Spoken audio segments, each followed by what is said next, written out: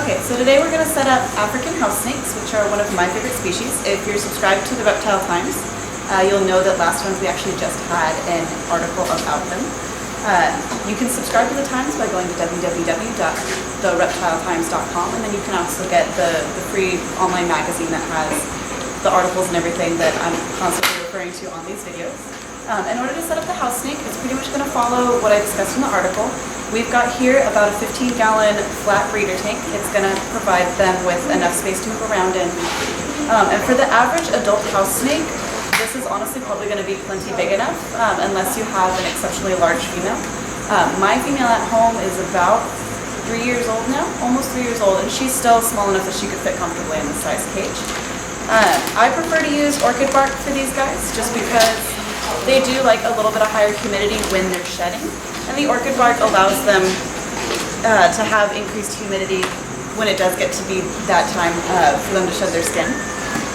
And then the setup for them is nice and simple. They're ground-dwelling species. They're pretty much from all over Africa. They're so common. They're called house snakes, and that's because they're found all over the place, including in houses. They're really, really common around human dwellings just because they eat a lot of the rodents like mice and rats that are attracted to human beings. What I'm doing in here is I'm setting up 2 hiding spots, one on each side, one where we're going to put our heat pad and one on the cooler side, so that way they don't have to choose between being warm and safe and being cold and safe. The heat pad, I'm going to use the ZoomEd 10 to 20 gallon under tank heater. These heat pads are pretty much really, really durable. It's going to heat up about 10 to 20 degrees hotter than the air temperature. The snake's not going to burn itself on there. Although if you are really that worried about it, you can always purchase a rheostat or a thermostat, and then that way you can set the temperature to exactly what it is that you want. For a water bowl, I'm going to set up a fluke or an easy jacuzzi, because these will fit in the cage and look really neat with the bedding pile around them. And there we go. So now you've got your water bowl, and this is just deep enough so that one of these little babies here would be able to fit in it, but it's not so big that they can't get out and swim around. It's basically going to be a good size for them. As they get older and bigger, you're probably going to want to get a bigger water bowl just because an adult house snake isn't going to fit in that size bowl. And then we're going to put in our natural decorations here, just for a little bit of green to make the cage look a little bit nicer. And we'll just fluff that up and run it across the back here. And then lastly, we're going to have a thermometer, because it's always important to know exactly what temperature your animals are living at. For animals like reptiles that are so entirely dependent on us and on their environment for heat, it is absolutely vital to know what temperature they're living at. So a thermometer like this digital thermometer is going to be vital to making sure that your snake is being cared for properly. These guys come with a little battery. They come with this little battery, which you just put right in here. Slide that back on. It's in Fahrenheit. So in here it's 76 degrees, and what you do is you take a little probe and you can stick it down where the warm side hide is going to be, and that way you can see the absolute hottest the snake is going to live at. And for house snakes, you're going to want that to be anywhere between 85 and 90 degrees. I keep mine at home with a warm spot of about 90 degrees or so.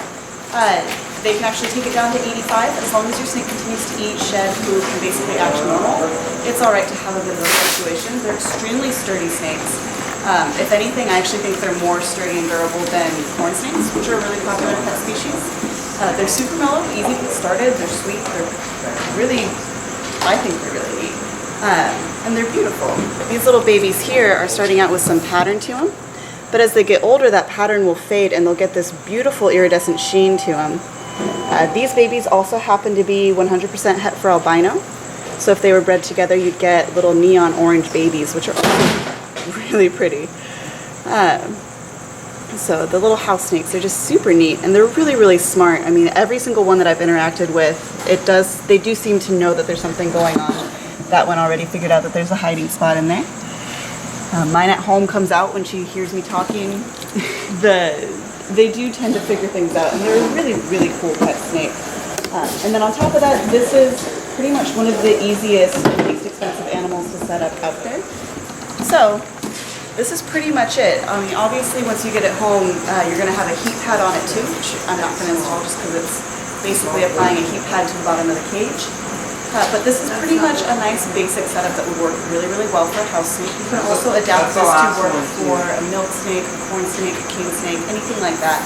The same basic idea. We have a hot side hide, a cold side hide. I like to put the water bowl in the middle, not to where it's touching the heat pad, but just in the middle. Again, the snake doesn't have to choose between one temperature or the other. And there you have it. That's it. That's how you set up an African house snake. To order everything that you see in this video, literally everything you see, you can go ahead and visit our website at www.LLLReptile.com, where we have all of this stuff listed. And as of right now, we do still have African house snakes available.